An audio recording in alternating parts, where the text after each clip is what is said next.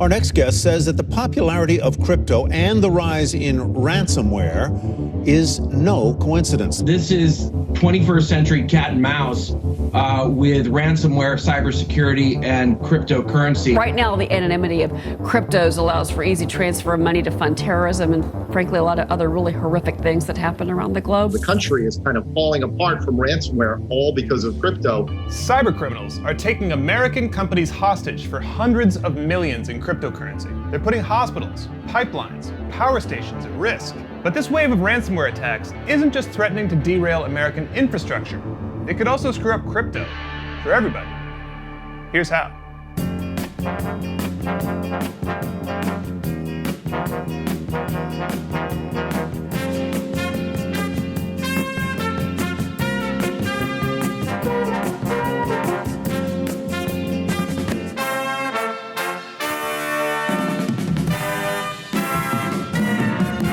This summer, federal officials scored a stunning victory in the battle to make the internet a little safer. Agents from a brand new Department of Justice ransomware task force swaggered out onto the internet, opened up a cyber crook's digital wallet, and recovered $2.3 million worth of Bitcoin, which the FBI said was extorted from a big American company by a group called DarkSide. It appears karma exists in cyberspace too. The hackers who paralyzed the Colonial Pipeline and caused fears of a fuel shortage have been hacked. Good news for the good guys.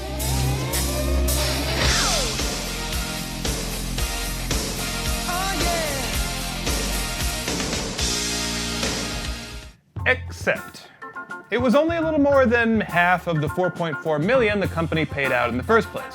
Also, the DarkSide crew has reportedly stolen $90 million since they became a group last October, so they won't exactly be stinging from a couple of mil.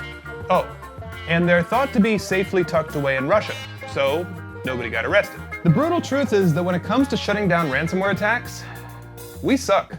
The frequency of ransomware attacks appears to be accelerating, dramatically.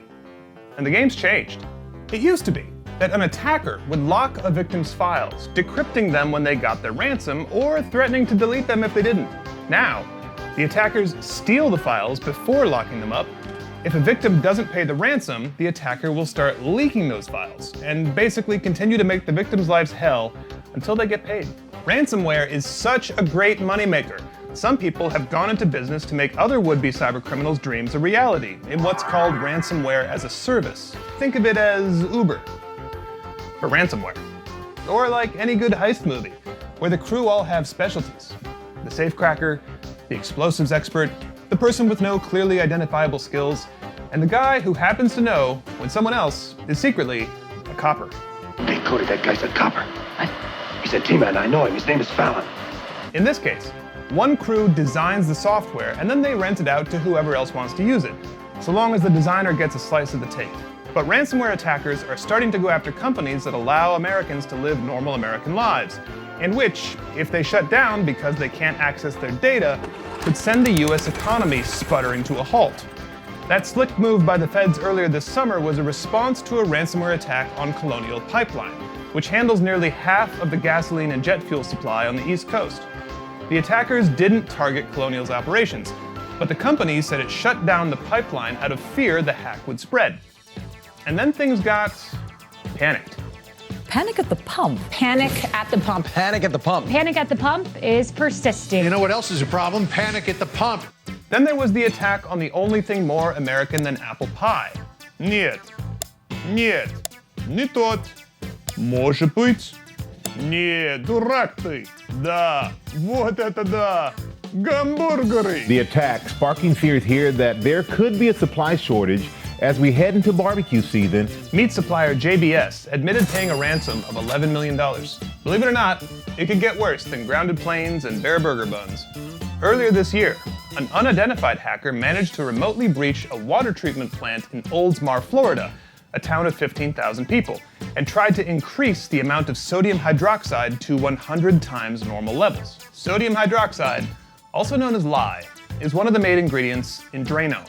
The attempt was shut down before it could do any damage, and we still don't know who did it or why, but maybe the crook was just trying to get rid of a really, really, really stubborn clog.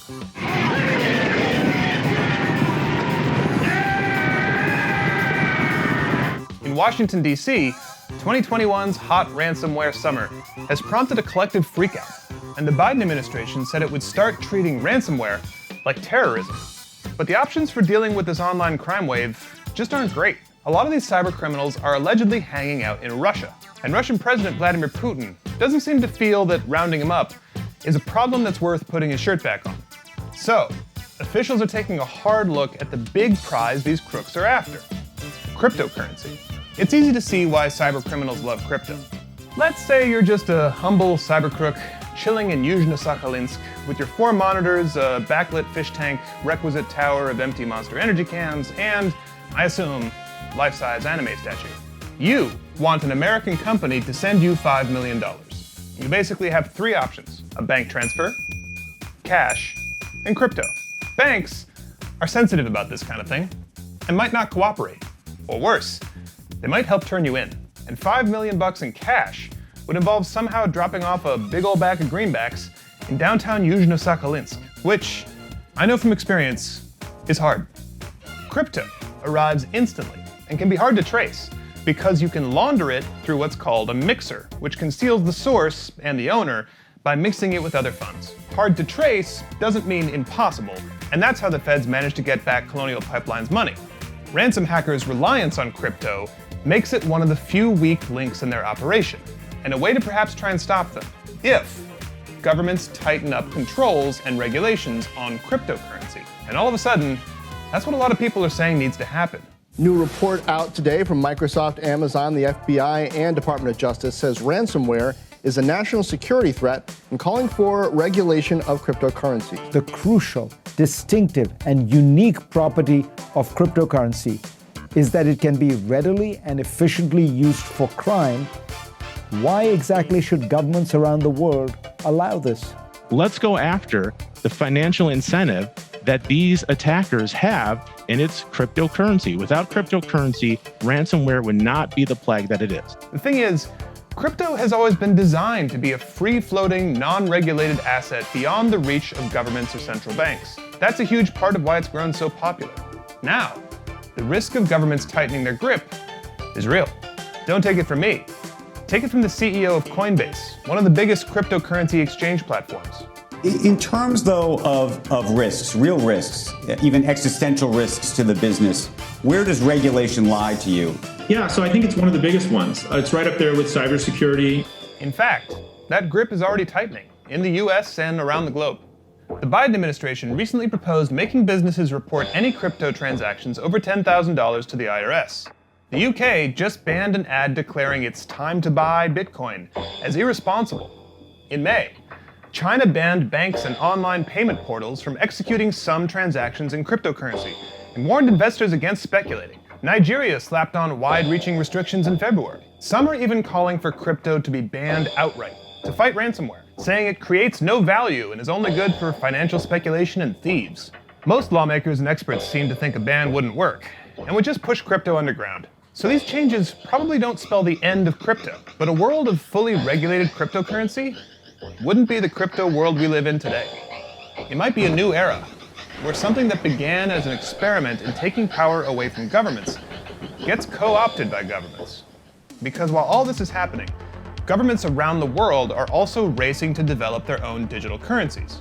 China is testing the cyber yuan, which, in a big change from Bitcoin, doesn't give the holder anonymity. The US Federal Reserve will release a plan this summer on developing its own so-called central bank digital currency, or CBDC. But there's already a word for a currency that is fully controlled and regulated by the US central bank: a dollar.